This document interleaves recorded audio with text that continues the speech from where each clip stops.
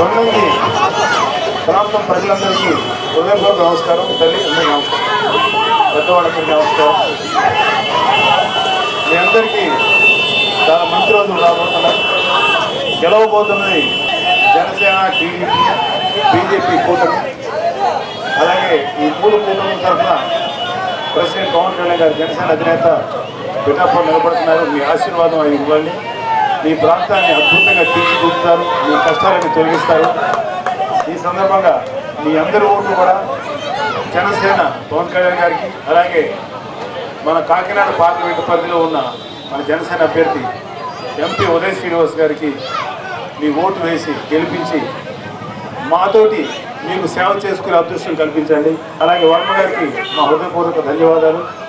Jai Janasena, Jai Telugu Desam, Jai BJP, Jai Hind.